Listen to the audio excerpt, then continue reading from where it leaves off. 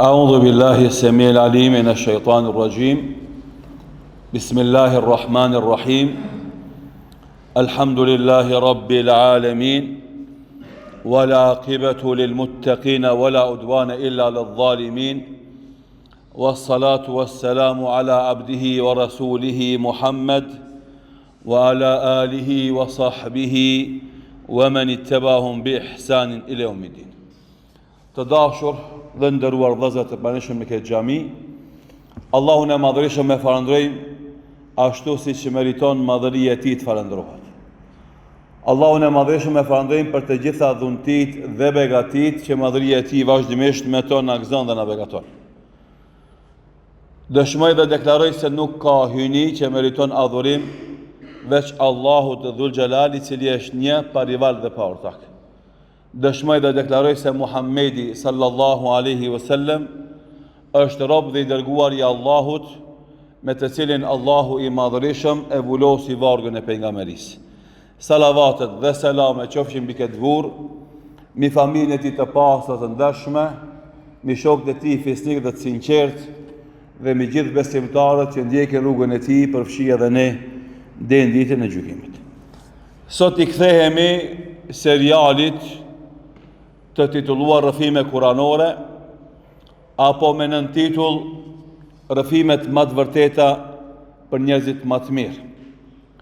Jemi në fundin, në stacionin e fundit, në sekuencat e fundit të ballafaqimit të Salihut a.s. me popullin e tij Themud, kur ky popull veç filloi të shijon ndëshkimin e mohimit të tij. Filloi të shijon atë që e kishte mbjellur me duart e tija. Filloi të përjeton ndëshkimin si rezultat i arrogancës, mendjemadhësisë dhe refuzimit që ata vazhdimisht treguan kundrejt Salihut alayhi salatu wassalam. Dhe momentet që i ka prej ky ndëshkim, e ata ngelen kufoma të shtrirë për toke, si trungjet e drujve, ishte momenti kur u shfaq qartë mallkimi i Allahut mbi ta dhe përfundimi i keq i tyre, përfundim i të cilin e shijon dhe përjeton secili popull i cili kundërshton pejgamber të Allahut dhe fenë Allahut subhanahu wa taala. Ky vendbanim i tyre, i popullit Themud, që ishte në atë kohë vendbanimi më interesant, që manifestonte fuqinë e jashtëzakonshme që kishin ata, me ata pallatet të gdhendura prej gurit, dhe që tregonin fuqinë dhe qytetërimin e madh dhe të fuqishëm që kishin, tani ngelen gërmadha.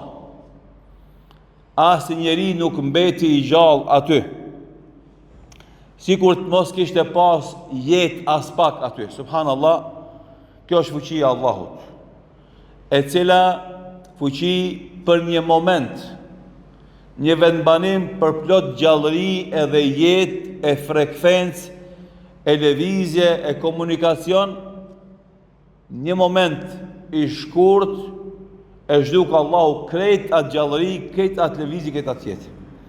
Andaj edhe sot, kur shpesh herë neve na humbin shpresat, e na kaplon pesimizmi, e përjetojmë zhgënjim, duhet të kemi parasysh këtë fuqi jashtëtoksore, fuqinë Allahu Dhul Xhelal, e cila fuqi në momentin kur vjen me ndëshku një popull, një qytetërim, një civilizim, një fuqi botërore, e shkatron në sekunda.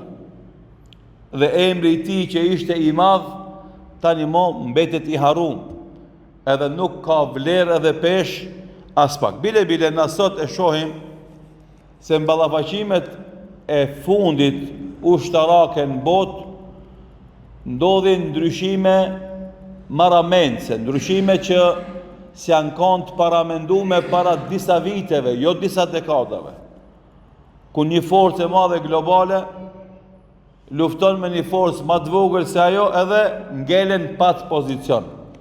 As fitues, as i fituar. Për shkak se rrethonat gjeopolitike në botë nuk janë një polare si kanë qenë një kohë të gjatë, po as dy polare si kanë qenë një kohë gjithashtu të gjatë, tani janë shumë polarëshe. Megjithatë, gjithë lufta bëhet që ummeti islam mos bëhet një pol në këto përplasjet e poleve të ndryshme në botë. Edhe ato polet që kanë mosmarrveshje mes vete, e kjo mosmarrveshje e mban jetën gjallë mbi tokë, ashtu siç Allahu i Madhëshëm tha në Kur'an: "Walaula daf'ullahi nasa ba'dahum bi ba'd la fasadat al-ardh."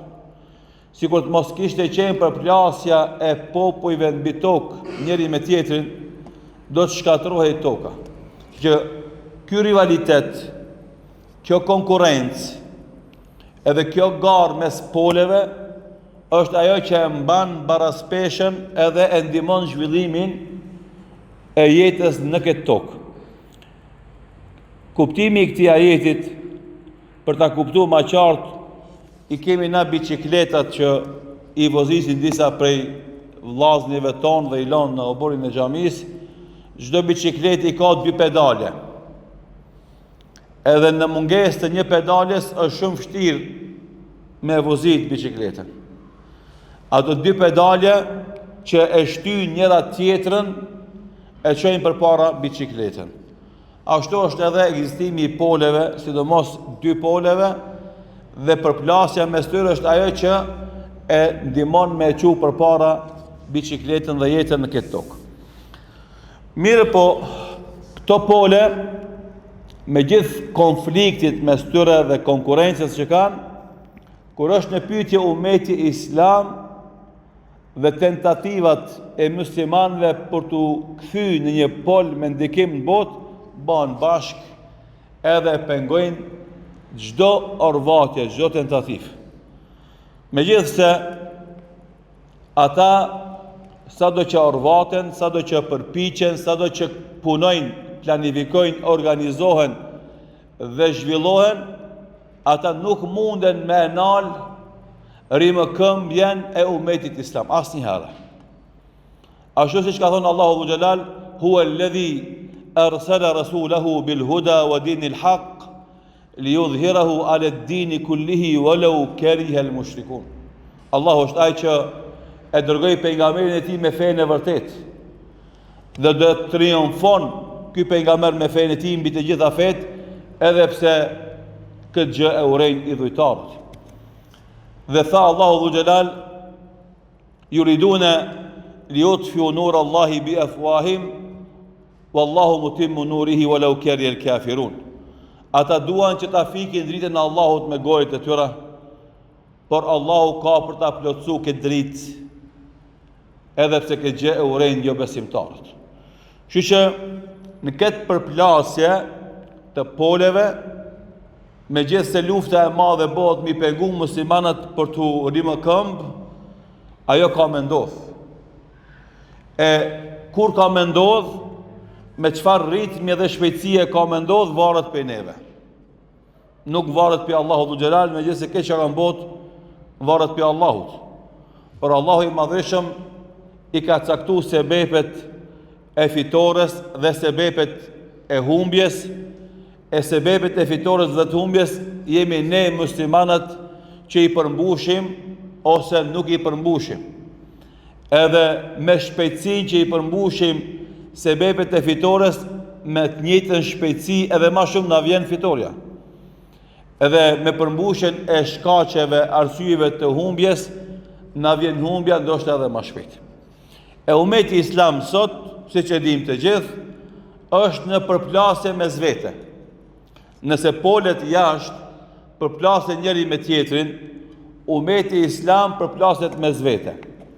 E para, mes asaj pjese që duan t'i kthehen islamit dhe janë bindur se pa islam nuk ka mundësi me përparu umeti islam, dhe palës tjetër që janë pakis, mirë po e kanë pushtetin në dorë, atë politik, ekzekutiv, atë mediatik, gjyqësor e kështu me radhë në botën islame, ata që mendoj se duhet zhvishen prej islamit për të përparu. E kjo ka qenë e spikatun dhe dukshme në fundin e shekullit 19, në gjithë shekullin 20 dhe tani shekullin 21. Në pra vërësisht një shekull dhe gjysëm është një pjesë që udhëheq opinionin publik dhe pushtetet në botën arabe, ata mendojnë se nëse zhvishen për islamit kanë me ecë për para shumë më shumë. Sa që njeri prej figurave shumë të njohura në letërsinë arabe në shekullin e 20, kishte pas thonë, përparimi jonë si arab është në imitimin e perëndimit, në të mirat dhe të këqijat e tyre. Kështu, tekstualisht, të mirat dhe të këqijat e tyre. Se me thonë në imitimin e perëndimit të mirat e tyre, ka mundësi me pas logjik të pranueshme. Ama me thonë të mirat dhe të këqijat e tyre, kjo vetë ju të regon se këtu diçka nuk ecë mirë. Megjithëse ai e ka thonë edhe kjo fjali është e pranishme në librat e tij, edhe është konë shkak për në debatu dhe me shkujt edhe replika kundrejt veprave të tia.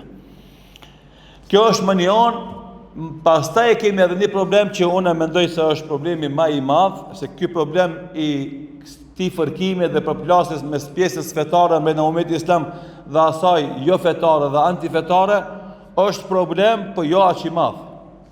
Nuk është determinues, nuk është parapërcaktues për epilogun, fundin e kësaj përplasje. Cili është problemi më i madh brenda umetit islam? Përplasjet e muslimanëve fetar njëri me tjetrin. Kjo është problemi më i madh. Papjekuria e aktivistëve për islam në shërbimin e islamit. Dikush i përshpejton proceset, dikush i kufizon kapacitetet brenda një partije, një organizate, dikush jep rëndësi vetëm pjesës politike, dikush jep rëndësi vetëm pjesës së davetit, dikush jep rëndësi vetëm pjesës së xhihadit, dikush jep rëndësi vetëm pjesës ekonomike, e kështu me radhë. Edhe në këtë laramani të kontributeve dhe pikpamjeve, problemi nuk do ishte i madh pse ka laramani edhe mos marrëveshje në strategjinë e veprimit, por fatkeqësia qëndron në faktin se këta grupe aktivist në shërbimin e islamit do thotë e llogarisin shpesh herë tradhtar njëri tjetrin të kauzës së islamit. Dhe mes se të luftojnë armiqtë e islamit nga jashtë, edhe ata kundërshtar nga mrena, ata përqendrohen në luftën mes vete, mes vllau me vllaun e tij. Edhe kjo harxhon energjinë e pjesës aktive të umetit islam në betejë anësore të parëndësishme me dobi shumë të vogël. Dhe anashkalohet ballafaqimi kryesor që është i islamit me kufrin dhe derivatet e kufrit që janë domethënë pjesa e asaj atij grupi të vogël në brenda umetit islam që dominojnë sot skenën politike, ekonomike, mediatike, gjyqësore kështu me radhë në shtetet arabe.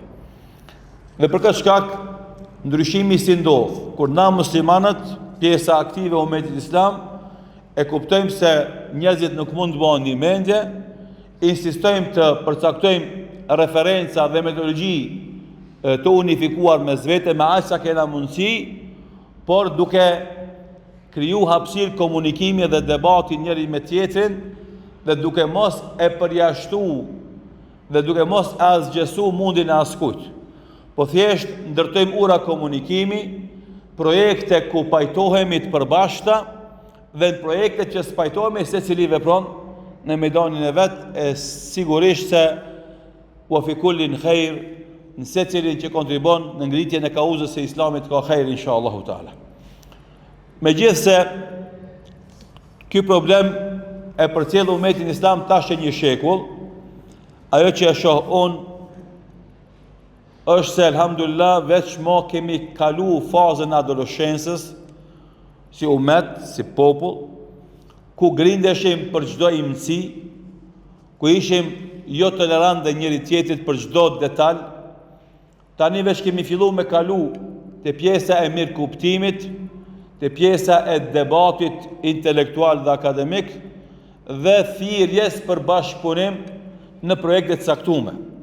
Megjithëse akoma ka hapësirë për pjekuri, hapësirë për rikorrigjim njeteve, rikorrigjim metodave, rikorrigjim aktiviteteve, hapësira është e madhe për rikorrigjim, mirë po ka një fazë pjekurie ku tani mbeten punët e ndame pa admisi mes njëri tjetrit. E inshallah taala Allahu na shton neve sinqeritetin, edhe na shton seriozitetin, edhe na shton saktësinë e veprave tona dhe pastaj gjithsesi dal nga dal do shkohet ka bashkë renditja e aktiviteteve dhe veprimeve tona dhe rritja e forcës së umetit islam dhe kalimi i umetit islam nga një umet i synuar me sulme si target cak të cilën e synojnë të gjithë një pjesë që është me rëndësi vitale me qenë në njërin apo taborin tjetër derisa ata të bëhen lojtar të mëvetëve në këtë ballafaqim të poleve të mëdha të botës. Kur ndodhi shkatrimi i këtij vendbanimit të popullit Thamud, normalisht Allahu i Madhërisëm tregoi hidhrimin e tij dhe e lëshoi mallkimin e tij mbi ta. Dhe ela bu'dan li Thamud, larg qoftë populli Thamud, i mallkuar qoftë populli Thamud, i shkatruar qoftë populli Thamud, i pafat sikurse edhe ishte qoftë populli Thamud, i poshtruar dhe nënçmuar qoftë ai popull. Kjo fjali e cila e shoqëron dhe thot këtë shkatrim për të cilën tha Allahu xhallahu më herët kan lam yaghnaw fiha, sikurse s'kishin jetu ata as pak në të, ela bu'dan li Thamud, mallkuar qoftë populli Thamud, është përfundimi i çdo populli jo besimtar dhe në këtë formë kanë me përfundu jeta e tyre të gjithë që kundërshtojnë pejgamberët e Allahut dhe porosit e tyre. Salihu alayhis salam shpëtuan me të dhe besimtarët. Edhe kjo është një pikë shumë me rëndësi o vllazni. Edhe na e shohim sot me sytë tonë se si herojtë e Islamit me gjithë peripecitë dhe vështirësitë, sakrificat dhe vuajtjet e shumta me dekada, në fund Allahu i Madhërisëm i jep mundësi ata me triumfu kundër kundërshtarëve të tyre. Dhe në momentin që për kokën e tyre jipeshin miliona dollar, sot ata janë hartuesit e strategjive të zhvillimit të shtetit të tyre dhe menaxhues i këtyre strategjive. Ky ndryshim ndodhi edhe kohën e Salihut alayhis salam. Salihu alayhis salam dhe besimtarët e pak që ndiqnin atë ishin të persekutuar, ishin të maltretuar, mundësia e lëvizjes ishte kufizuar, mundësia e ndikimit ishte kufizuar, sepse jo besimtarët ishin shumicë. Ata e kishin forcën, ata e kishin shtetin, ata e kishin mundësitë. Mirë po jashtë se si ndodhi. Në moment, për një kohë shumë të shkurt, i shkatroi Allahu ata, e ngeli Salihu alayhis salam me popullin, me pjesën e popullit të tij besimtar dhe shikojnë tani çka ndodhi. A ka mundësi për 13 ditë me ra një shtet? S'ka mundësi, matematikat tona, ama kur don Allahu me ndodh. Siç është rasti i Sirisë.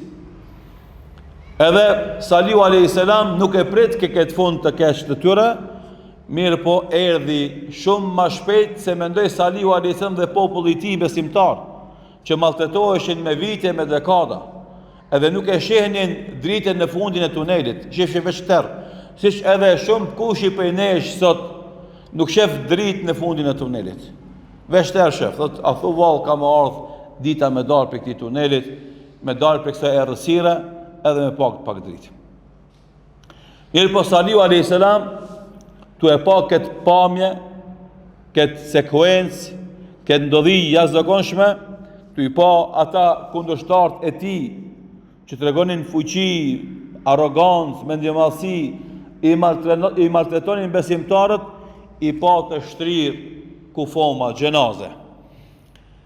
Edhe ju drejtua atyre pasi që ishin shtrirë si gjenaze dhe u tha, si që tregon Allahu subhanahu wa taala në surën Araf ajeti 79, ja qaum, laqad ablagtukum risalata rabbi wa nasahtu lakum. O popull, unë i përqova tek ju mesazhet e Zotit tim dhe ju këshillova. Është një fjali madhështore o vëllezër që edhe na duhet m'ia thon popullit ton, o populli jon. Na jemi ty përcjell mesazhet e Zotit tek ju. Edhe jemi duke ju këshillu me këshillat të cilat janë dobishme për ju në këtë botë dhe ditën kur dalin para Allahut dhul xhelal në jetën pas vdekjes tonë. Edhe realisht ajo që na e bëjmë turpërohemi nga komunikimi dhe përcjellja e daves e thirrjes islame tek populli jon, duhet me qenë e kundërta e pranishme. Na me pas guximin, entuziazmin, vullnetin, krenarin, edhe vazhdimisht me i fol popullit ton me diturinë që e kemi marrë nga fjalët e Allahut dhul xhelal dhe me i thirr ata për te Zoti. Me i thirr ata për te fjalët e Zotit dhe porositë e pejgamberit sallallahu alaihi wasallam, sepse populli ynë shqiptar, përderisa ka ndjek udhëzimet e Zotit dhe të pejgamberit sallallahu alaihi wasallam, ka jetuar shumë më mirë se sa jeton sot. Ku ka filluar me ndjek porositë e dreqit e shejtanit mallkum dhe ushtarëve të tij. Sot këtë na jemi dëshmitar të ankesave të vazhdueshme të përditshme të shumë njerëzve dhe familjeve brenda xhirit popullit ton, se çfarë devijimi dhe lehthitje ka ndodhur dhe çfarë katastrofash janë duke u ndodhur atyre në shtëpitë e tyre. Të pas parasysh këtë fakt dhe shumë fakte tjera, na duhet me pas guximin, energjinë, vullnetin, diturinë gjithsesi që vazhdimisht me eftu popullin ton për të besimin, për të Zoti, për të e mira, për të e dobishmeja, për të e bukura, që nesër ata mos kenë argument me na sha, e me na kritiku, e me thonë se valla kisha kujshi, ti shkoshe në xhami, e mu më lishe në kafeteri, e në qajtore, e së më thyrshë me vete. Kush kon t'i në gjenet tash pa mu? Si ka mundësi me ka muslimoni vetjak me këshirë vetëm interesin e vetë. Edhe realisht, një pjesë e madhe e muslimanëve të sodit janë bo egoist ekstremikisht, veç interesin e vetë e shohin. Nuk ja kanë gojle as kujt, as babës, as nonës, as gruas, as fëmis, as vllavit, as motës, e mos flasin për kojshi e akraba e kusheri. Andaj, tu nis prej kësaj që tha Salihu alayhis salam, ja qaum, laqad ablagtukum risalata rabbi wa nasahtu lakum. Krejt shapata mundësi me e bona me ju. I përqova fjalët e Zotit, mesazhet e tija, ju këshillova, walakin la tuhibbuna an-nasihin, por ju nuk i donit këshilltarët, këshilldhënësit. Edhe sot ka shumë njerëz që nuk dojnë ty pse ti e këshillon, pse ti i flet, pse ti e korrigjon, po puna ati është. E jona është me qenë pozitën e Salihut alayhis salam, që vazhdimisht me i këshillu edhe me i përcjell fjalët e Zotit tek ata. Andaj Salihu alayhis salam me këtë moment deshti me dhon një porosit shumë të madhe. Sa ai u fliske kufomave, ata tani më nuk kuptojnë, po ishte mesazh për ne. O ju njerëz, ju që do lexoni për këtë tregim, ju që do e merrni këtë ndodhi si informat. Deri dje unë isha ai që persekutohesha. Kishte tentativë me mbyt. Pengojshin në lëvizjet e mia, në aktivitetet e mia. Për një moment shumë të shkurt ndryshoi situata, gjendja dhe rrethonat. Ata i shkatroi Allahu i Madhreshëm dhe ky vendbanim u bë vendbanim pa njerëz. Ai qytetërimi i lashtë i madh sot më nuk ka ku një farpeshe dhe vlerë. Se edhe njerë dhe themi atë që kemi thonë shumë herë. Qytetërimet kanë vlerë përderisa ka njerëz që lëvizin dhe I japin jetë atij qytetërimi. Momentin që s'ka njerëz në atë vend, ai qytetërim nuk vlen. Sa e sa vendbanime të vjetra kemi na këtu në Ballkan, ku ka pas popull edhe jetë, sot janë monumente arkeologjike. Shkojmë I shohim ku ka pas jetë para 3-4.000 viteve, 5.000 viteve. Mirë po ato sot nuk janë funksionale, as nuk janë sfiduese. Shkojmë me marrë mësim si kanë qenë, kush kanë qenë. Ama sot ata nuk mujnë me ndryshu asgjë në botë. Edhe andaj na themi njeriu është faktori kryesor I ngritjes dhe uljes së një shteti. Nuk është shteti edhe ndërtesat e shtetit. Edhe në botë kjo është duke ndodhur. Kur bota ka filluar me lënë masdore ndërtimin e njeriut dhe ka filluar mu marrë me ndërtimin e maqinave, e armatimit, e ndërtesave, e uzinave, fabrikave, të e lënë pasdore ndërtimin e njeriut, momenti që të shkatërrohet njeriu, ketë këto zhvillimet mëdha, qytetëruese, civilizuese, industriale, ushtarake, nuk kanë me pas ku një farë vlere. Edhe këtu e kam patjetër me përmend përsëri luftën e pabarabartë mes popullit heroik palestinez në Gaza dhe këtë ushtrive të botës. Nuk lufton arma vetë, shërbimi inteligjent, satelitat e përgjimit dhe vëzhgimit, nuk lufton ata vetë. Është njeriu ai që e bën luftën. Edhe këtu kishim një pasqyre shumë të qartë, ku një popull I vendosur që në emën të Allahut lufton për kauzën e drejtë të tij, I zhveshur nga të gjitha armatimet e rënda përveç asaj minimale, edhe përballë këtë botën me të gjitha armatimet sofistikuese, dy vite të plota luftë të pabarabartë nuk arritën me imposhtë. Pse? Se njeriu është ai që e bën luftën, jo armatimi vetë. Edhe andaj edhe ne si xhallar, edhe ne si besimtar, duhet me insistu në ndërtimin e njeriut. Edhe mos mundohet se është proces I gjatë, I vazhdueshëm. Të gjithë na kemi nevojë mu këshillu, të gjithë na kemi nevojë mu korrigju, të gjithë na kemi nevojë mu përmirësu, të gjithë na kemi nevojë me shtu dituritë tona, angazhimet tona, veprat e mira tona, adhurimet tona, këtë na në vazhdimsi kemi nevojë me u zhvillu, vazhdimisht. E pastaj normalisht nëse na jemi në terezi, atë sigurisht se vjen ndihma Allahu Dhul Xhelal dhe fitoria prej tij, edhe ndodhin ajo mrekulli. Pra, Salihu a.s.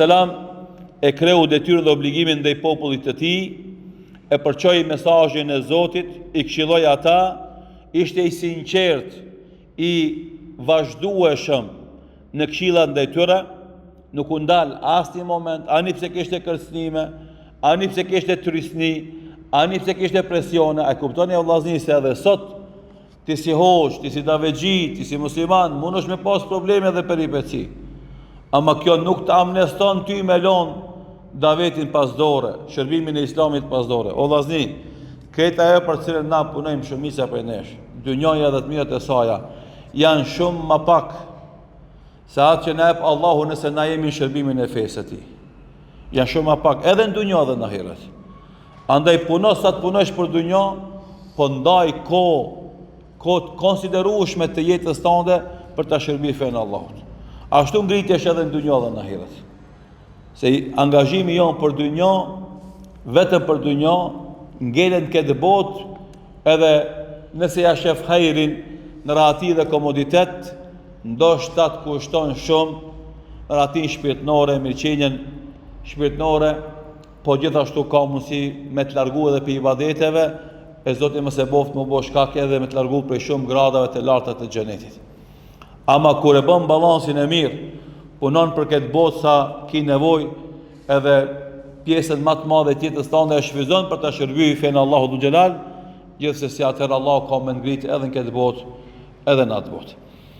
Andaj në surën Yasin e kena marrë në një ders këtu në këtë xhami, në surën Yasin përmendet një njeri pa emër.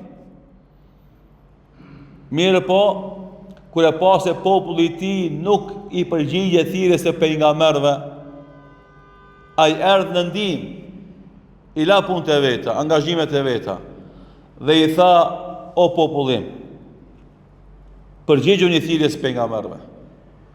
Mos i ignoroni, mos i neglizhoni, mos i refuzoni, sepse aty është shpëtimi.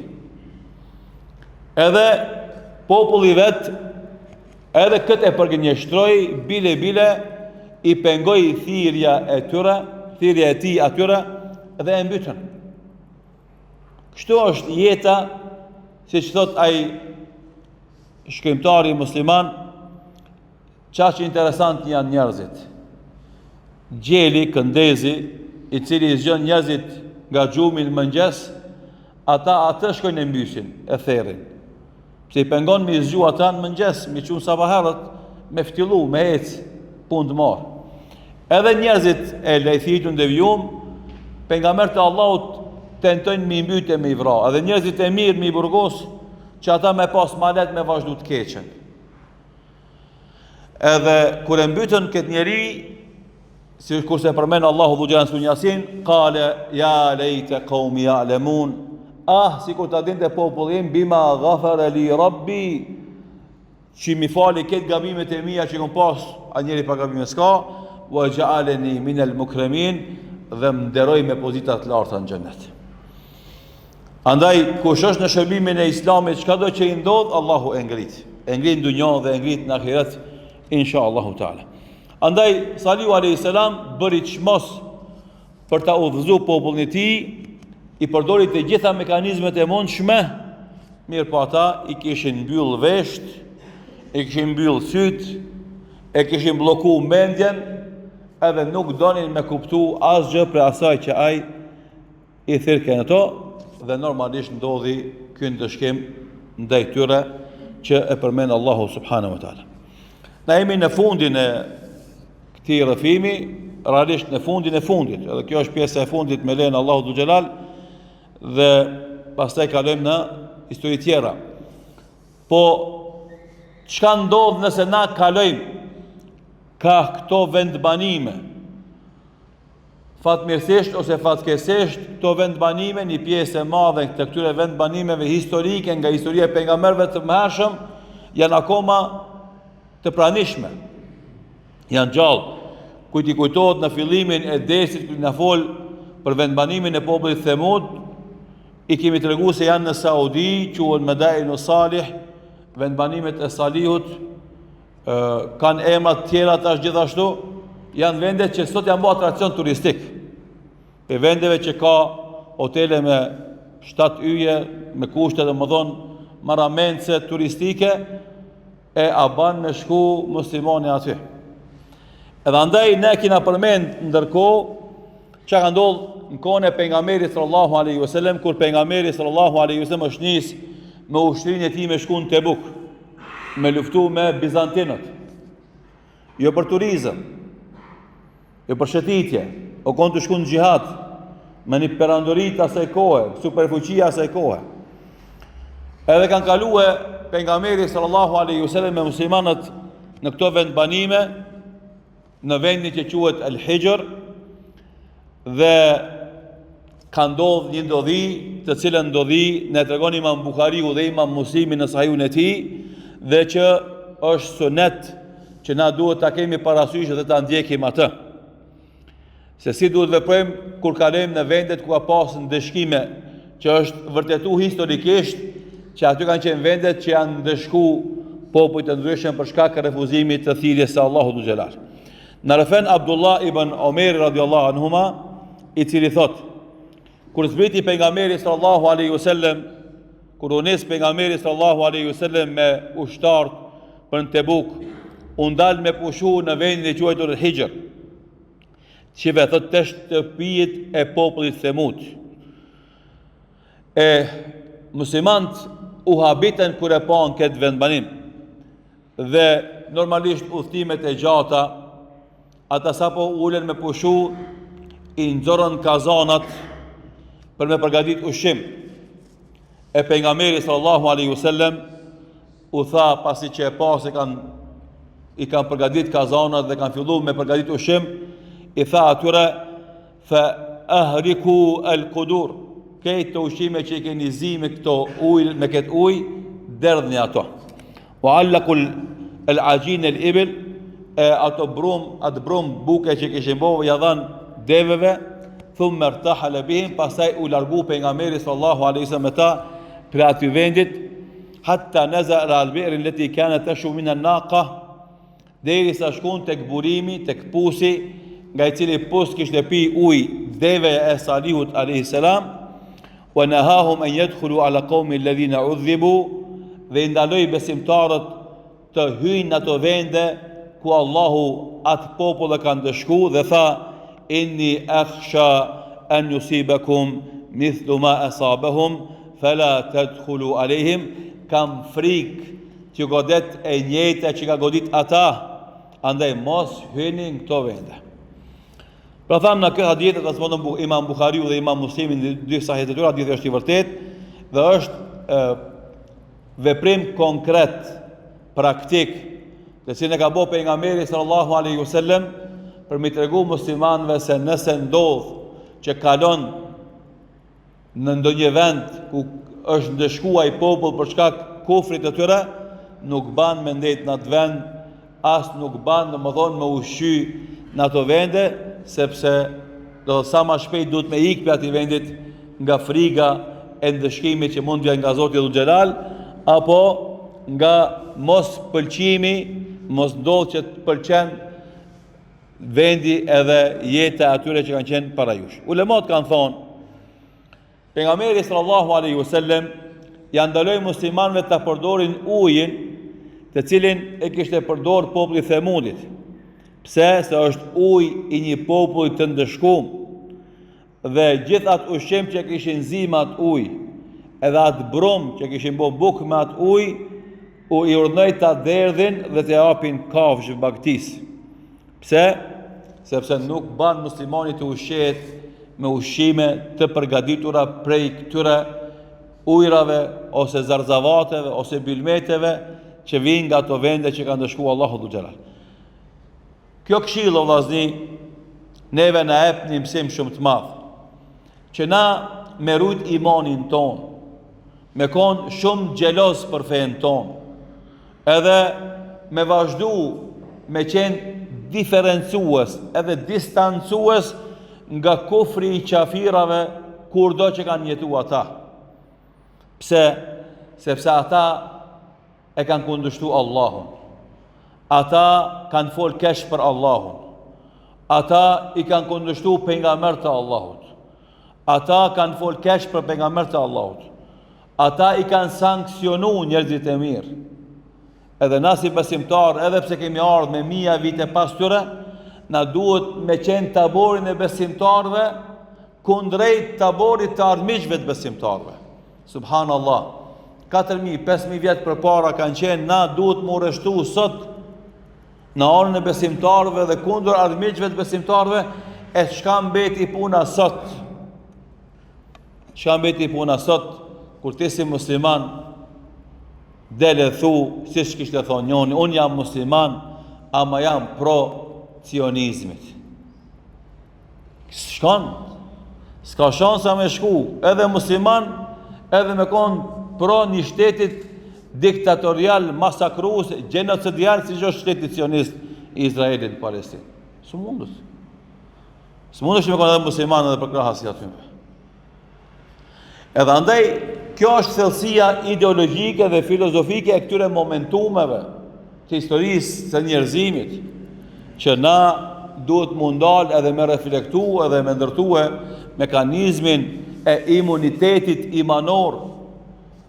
Edhe sot e kësaj dite që kemi të qartë në lidhje me ata që luftojnë Allahun e Madhërisëm, pejgamberin sallallahu alaihi wasallam, Islamin dhe vlerat që i sjell Islami. Gjithashtu ulemat kanë thonë pejgamberi sallallahu alaihi wasallam me këtë akt synonte që zemrat e besimtarve të jenë gjalla dhe të urrejnë mëkatet vazhdimisht dhe pasojat e këqija që i sjellin mëkatet në jetën e njerëzimit. O vllazni, për shembull, shpesh herë neve shejtani na bën vezvese kur e bën dikush për ne një gjuna, thotë po kjo gjuna personali jemi nuk e dëmton. umetin islam, nuk e dëmton fen. Ne themi gabimi kjo vëlla. Çdo mëkat që ndodh në tokë, për çdo kujt, ajo dëmton ty, dëmton familjen tonë, dëmton vendin tanë, edhe dëmton umetin islam, po e dëmton edhe botën në përgjithësi.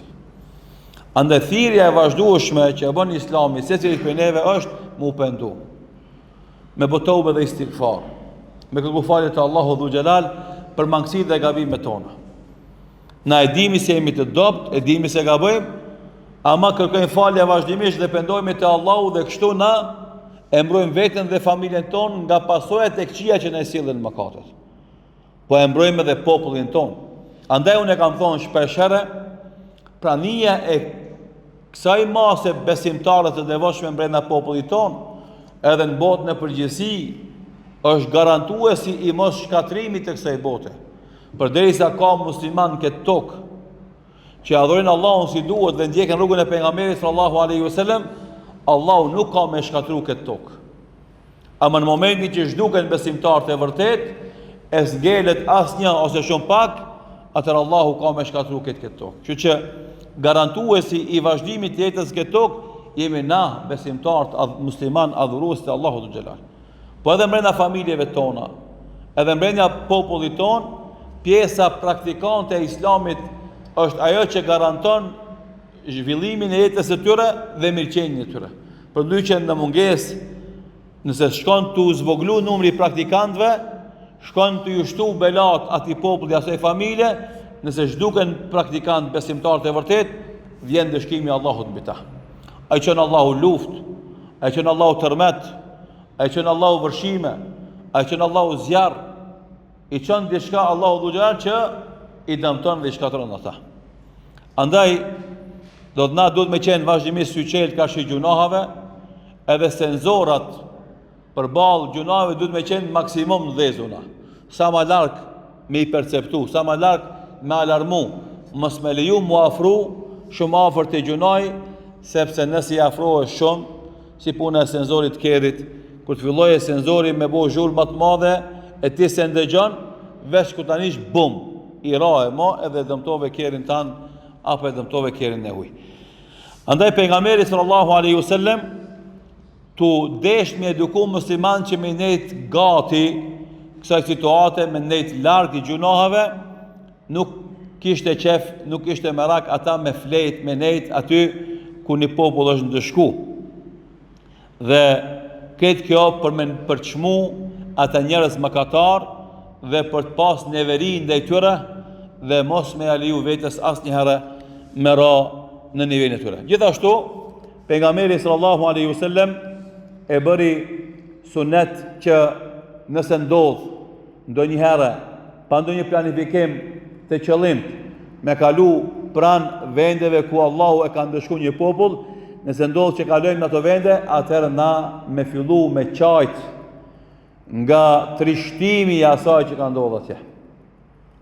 Edhe këto emocione nuk janë falso, duhet me qenë emocione realta dhe gjalla. Na, kur shkojmë në disa vende historike dhe kemi kujtime personale aty, ka ndodhur para 30 viteve, 40 vite një ndodhi interesante ose ndonjë e zakonshme, ndonjë aksident i madh dhe është vrarë dikush për familjes tënde ose në shoku i joti dhe shkon në atë vend, ti vetë ty emocionohesh edhe të rredhin lot. E pejgamberi sallallahu alaihi wasallam ka edukuar neve që kur shkojmë në kësi lloj vendesh, na të emocionohemi edhe të trishtohemi, se sheve çka bën ata e çka ndodhi me ta. Edhe na nëse bëjmë si ata, e njëjta ndodh me ne, Allahu na rujt. Tregon Imam Buhariu rahimullahu taala dhe Imam Muslimi në dy sahih të tyre nga Abdullah ibn Omeri radiallahu anhuma, i cili thot se pejgamberi sallallahu alaihi wasallam duke qenë në hijër në këto vendbanimet e salihut tha la tadkhulu ala haula'i almu'adhdhibin, mos hyni në këto vende të këtyre popujve të ndëshkum, illa an takunu bakin, e nëse hyni atëre hyni duke qa, fe in lam takunu bakin fala tadkhulu alejhim, e nëse nuk keni ndjenja dhe emocione të trishtimi për atë që ka ndodhur këtyre njerëzve për shkak të kufrit të tyre, mos hyni në ato vende, li an la yusibakum ma asabahum, që të mos ju godet juve ajo që i goditi ata.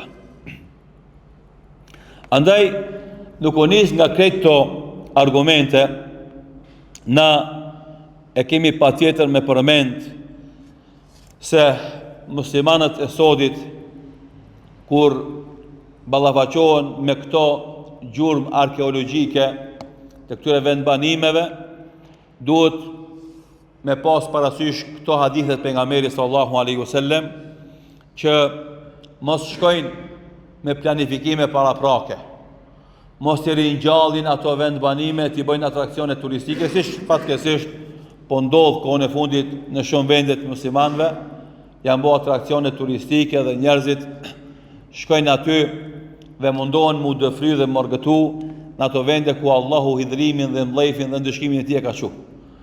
Edhe ashtu sikur se ka qu Allahu në kalumen, e përsëri ka mundësi me qu, edhe besimtarët e vetëdijshëm nuk ban me shku në ato vende. E nëse ndodh që u bie rruga pa ndonjë qëllim paraprak, pa i tregu respekt ose nderim për ato vende, atëherë duhet me shku me frikë, me trishtim, edhe me marrë këshillën e duhur prej atyre vizitave.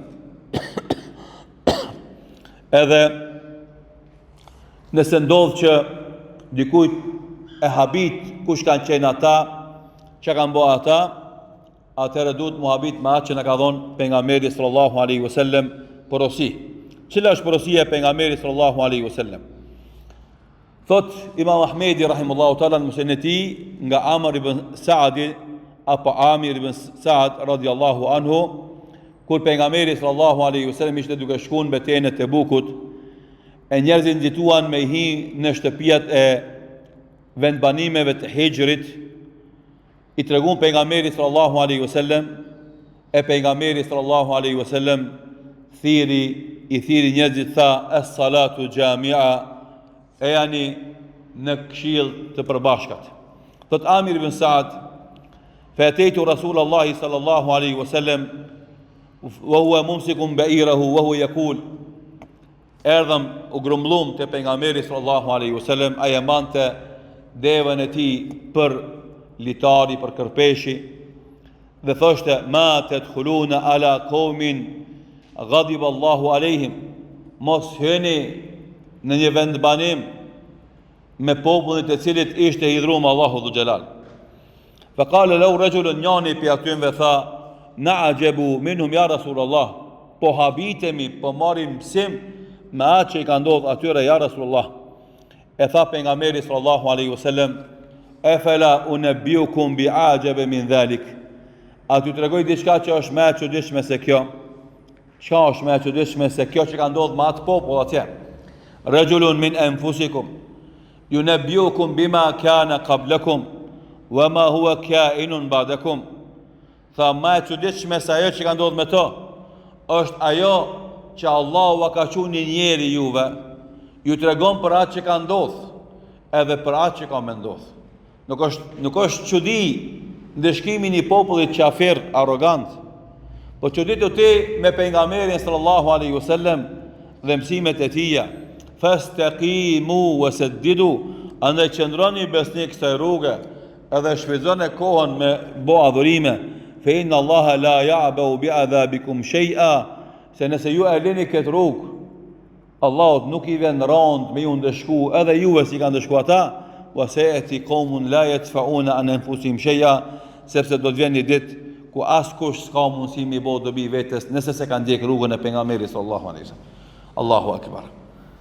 Subhanallah, sa larg pamse, sa vizionare është kjo këshill e Muhamedit sallallahu alaihi wasallam. Valla, interesant çfarë kalaje, interesant çfarë pallati, interesant çfarë kanali i ujit, gjëra që i bëjnë muhabet njerëzit për popull dhe civilizimet e kaluara, çfarë urash, çfarë dyqanesh, çfarë çarshiash, e kështu me radhë. E pejgamberi sallallahu alaihi wasallam thotë, më e çuditshme se kjo është puna jon, puna e Muhamedit sallallahu alaihi wasallam me udhëzimet e tija. Ka tregu këtë vita Ademi alayhis salam deri në kohën e tij që ka ndodhur. Edhe nga koha e tij deri në fund botës që ka më ndodhur. E të ka dhënë mësime dhe udhëzime për mi zbatu. e të ka të reguar ndalesat që ti për tyre mu largu. E kjo ti s'po duket e çuditshme hiç. Megjithëse kjo e përcakton pozitën tonë në këtë botë dhe pozitën tonë në ahiret. Andaj i tha sahabeve, mos u mashtroni me këto muhabete, se ato janë rezultate momentale, po është mund angazhim, aftësi, zhvillim, por këtë ka të bënë me këtë botë. Me e çuditshme se kjo është mësimi pejgamberit sallallahu alaihi wasallam, e cila e ka treguar obligimet tona, ndalesat tona, dhe na ka treguar se kush e ndjek këtë rrugë, Allahu e ngrin këtë botë dhe jep xhenetin në ahiret, dhe kush largohet nga kjo rrugë, Allahu e ndeshkon këtë botë dhe jep xhenemin në ahiret. Andaj kjo është mësim shumë i rëndësishëm që na duhet ta marrim nga ky rrëfim, si fundi i këtij rrëfimit, se kush e ndjek rrugën e pejgamberit sallallahu alaihi wasallam, Allahu e mbron nga ndëshkimi dhe shkatrimi i tij në këtë botë, po gjithashtu e mbron edhe nga xhenemi në ahiret. E ata që nuk interesohen për mësimet e tij, rrugën e tij, dhe nuk e mbushin jetën me adhurime ndaj Allahut dhul xhelal, atë sigurisht se Allahu ata ka më ndëshkuar këtë botë, po kjo përsëri është shumë pak me atë që i pret si ndëshkim ata në ahiret. Pra kjo është fjalia e fundit e këtij mësimi nga ky rrëfim i madh me Saliut alayhis salam dhe popullit i Themut. Dhe kështu pas këtyre shumë mexhliseve, me 10 rastosh që kemi kaluar në këtë mexhlis, sot me lejen dhe ndihmën e Allahut të erdhëm fundit, që në javën e ardhshme inshallah taala të fillojmë të flasim për Ibrahimin alayhis salam dhe 2 djemtë e tij, Ismailin dhe Ishakin alayhimus salatu wassalam, dhe normalisht sikur se e shihni edhe vetë çdo pejgamber ka shumë momente interesante, po sigurisht te Ibrahimi alayhis salam do ketë momente edhe shumë më interesante. Inshallah keni sabër, e vullnet, e vazhdoni me na përcjell ndërsa të ardhshme që të kalojmë edhe çaste të këndshme të bukura me këto rrëfime kuranore që do flasin për Ibrahimin alayhis salam, Ismailin dhe Ishakun. Allahu dhul xhelal ata i shpërbleft për angazhimin e tyre, po gjithashtu edhe juve vëllazën që keni nda kohë me qenë me ne në këto mezhlise, me zbukuru këtë xhami dhe me fitu këto sevape këtyre minutave që keni kalu në këto mezhlise të khairit inshallah taala. Nuk e lutë Allahun e madhëshëm që Allahu vazhdimisht në dije të dobishme dhe vepra të mira, në jep sinqeritet në fjalë dhe vepra, dhe ashtu si ne ka bashkuar në këtë xhami për të marrë këto mësime dhe porosi. Lutë Allahun e madhëshëm që të na bashkon në Xhennetul Firdaus në shoqëritë e Muhamedit sallallahu alaihi wasallam. Walhamdulillahi rabbil alamin.